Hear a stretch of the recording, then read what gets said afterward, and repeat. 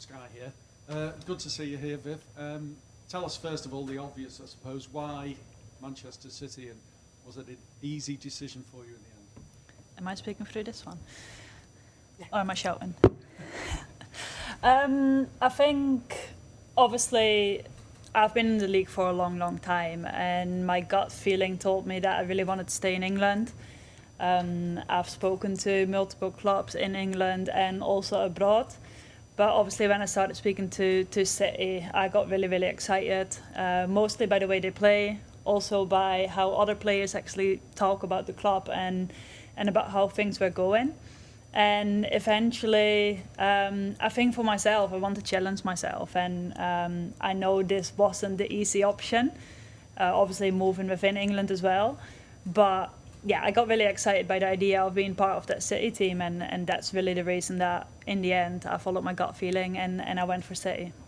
I'm sure you know a lot of the players, but two in particular, Jill and Kirsten. Were they influential in the decision-making process? I mean, I know Jill for a very long time, since she's 13.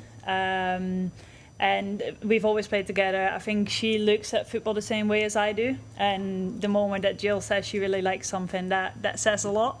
So, yeah, she's definitely helped me make this choice a lot easier. I do know a lot of the English girls already as well. Obviously, I've played against so many girls for the last 7 years anyway in the league. But yeah, that's definitely made my choice a bit easier. And you're still only 27.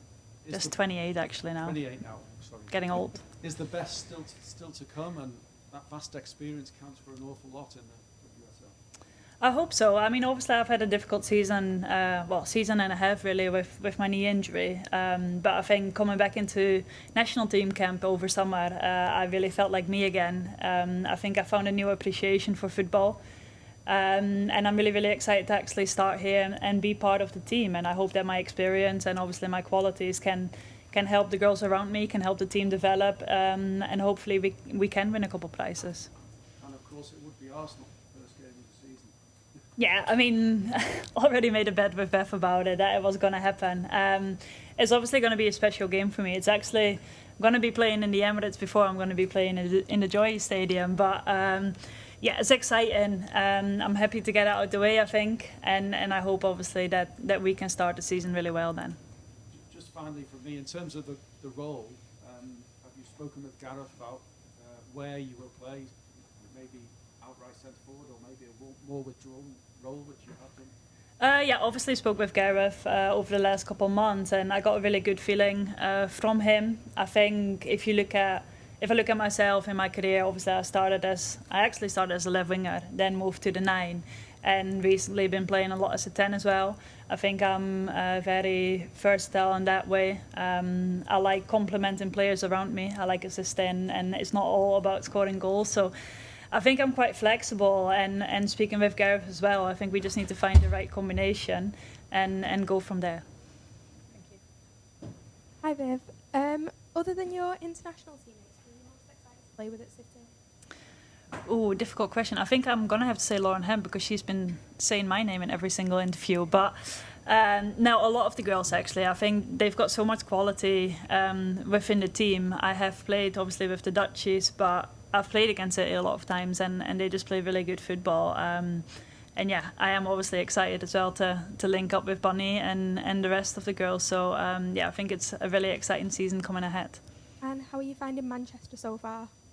I've only been here one day. I was actually complaining earlier that I thought it was really busy already, but obviously I'm used to London, so I can't really use that excuse. But I think I'm going to settle in just fine. I don't like the sun and the hot weather anyway, which I think Manchester is the perfect place if I need to believe everyone else. So yeah, really excited to be here and then to start finally. Sorry, that's not even on, so I don't know. I'll listen. No, that's not even on. Do you have like a message for the fans of City, coming in? Do you have anything you want to say to the fans? No, I think as a footballer, like, you love playing in full stadiums, and I think the difference between winning a league title or not winning a league title can actually be defence. So all I would say is that please come to the stadium every second week, because obviously we play away as well. But come to away games, be there, support us in good and in bad times, and we really appreciate it. We really feel it on the pitch, and it can help us do that extra step and make us play even better. So yeah, for me, I love playing in front of a lot of fans, and I hope they all come to the stadium every game. And how excited are you to sign?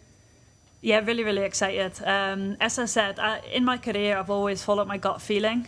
And I just had that gut feeling straight away with City. And I think to finally be here, to get started, I am really excited. I don't love pre-season, so I'm really happy once the league actually starts. But no, it's going to be really good to finally meet all the girls and obviously go on training camp together as well. Looking very far into the future, is there like a legacy you want to leave at City, or any sort of big goals or small goals that you want to achieve at the club? I've been texting with Steph Houghton because obviously I have taken over the number 6, and I said that I'm going to probably have to leave with more goals than she did. So that's still quite a challenge because she has scored a lot of goals actually. But I think me as a player and as a person, I always look at the bigger picture, and I would love to be able to inspire and help others develop and grow in the game as well. And I will always be sharing my truth, and I hope that we can develop together as a club, and if we make the next steps and hopefully win a WSL title as well along the way, I think that would be a perfect legacy for me to leave. Hi Vivian, you talked about linking up with Bunny, and you've also mentioned about you complementing other players. Have you thought specifically about how you two will work together? Have you talked about that with the manager as well? How do you see it? Yeah, absolutely. I mean, obviously Bunny has had a great season last year. She's a really good player. Really excited as well to link up with the other players around her. I think it's going to be a very busy season, hopefully with us qualifying for Champions League as well. And I hope that we can just find that right connection. As I said, like, my game is not around just scoring goals. It's also about making players around me better, and I do hope and I do believe that I can also do that with a Lauren Hemp, with a Bunny Shaw, with Chloe Kelly, with Fowler, obviously Jill coming back. Me and Jill have got that natural connection, and yeah, I really hope that we can bring the best out of each other. And coming back from an injury like you've had, what sort of targets, if any, do you set yourself? Is it about performances, or is it more about fitness and confidence? How does it work?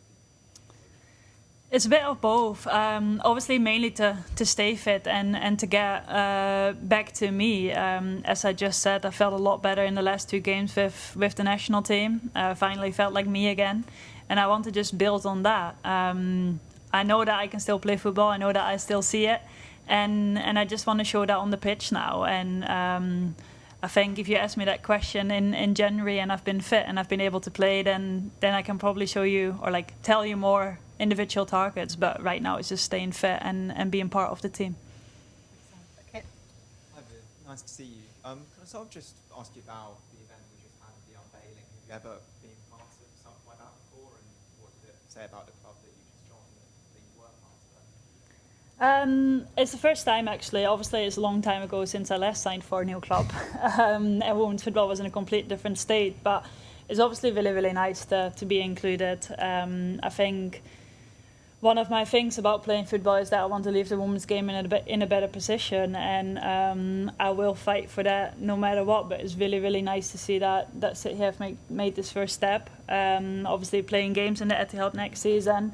Again, it's been one of the clubs that I've really admired how they've done things over the last couple of years with the women's team, and yeah, that's why I am really excited to be here, and hopefully next year this time when we sign in another big player, there will be even more people there for the next girl coming in. You're obviously coming from Arsenal, who's a club that's been very widely praised for kind of the place they've got their women's team to in terms of kind of off-pitch interest. Do you kind of see any kind of similarities with what City are doing to try and maybe achieve those kind of same goals?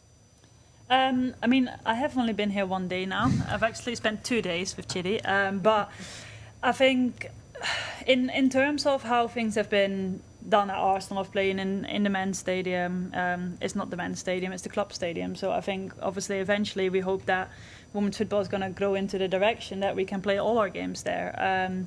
But again, as I said, I think City has been one of the leading teams in women's football as well, and we all share that responsibility to bring not just women's football, also the WSL to a next level. And yeah, I am really excited to also see what other teams do in the league. And I think, yeah, for us and the talent we have in the team, I think we can only develop and grow even more in the next coming years.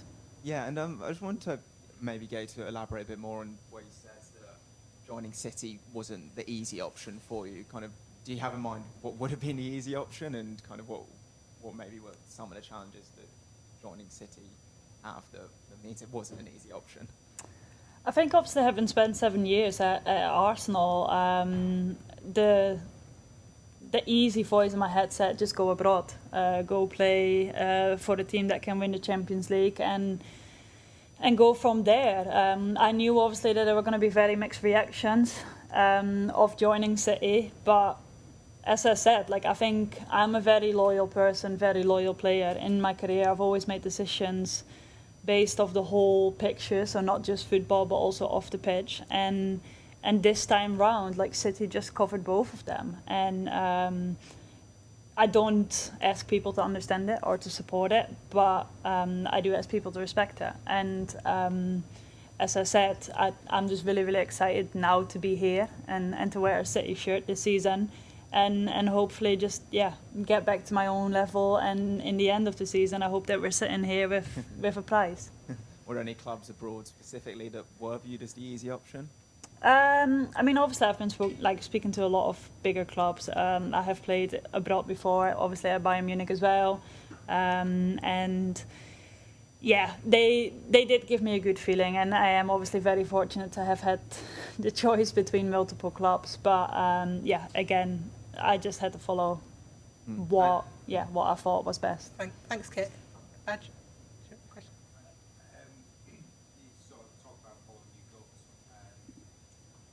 How long did it take for sort of City being deciding on City, and was there anyone else that you kind of spoke to help you make your mind up? I mean, in football, especially these days, we're obviously moving a lot more to how it goes on the men's side as well. I've been having contact with clubs for a long time. I've been speaking to different clubs, different coaches, and that's an ongoing process for a couple of months. And a decision like that is not made overnight either. Like, obviously, there's a lot of things to consider, especially for me, having built up a life in the UK, also coming back from injury.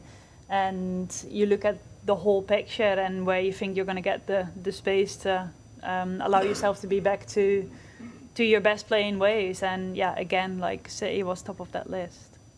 And you sort of had to come back from this injury as well. There's a lot of people kind of following through from Alf, being the sort of person who really enjoys that challenge of, the spotlight being on them. I definitely do not like the spotlight. I've been saying that a lot today actually. Yeah. But I also know that with me being me, that comes with it, and especially with us wanting to grow the women's game, that's obviously going to be more and more. I think I am used to it by now. I also can be completely honest, like, pressure has always been something that I've struggled with in my career. And I think coming back from injury, I think a lot of people expect magic. And they expect you to put your boots on and go out and score a hat-trick, which is just really, really difficult if you've been out for so long. Hence why I really try to not put too much pressure on myself, and hopefully, again, now in the future, I can actually deal with that pressure a bit more. But I also think a lot of times I can use that as a lot of motivation, and I hope that this season I can turn it into that and play my best football yet. Thank you. Thanks, everyone.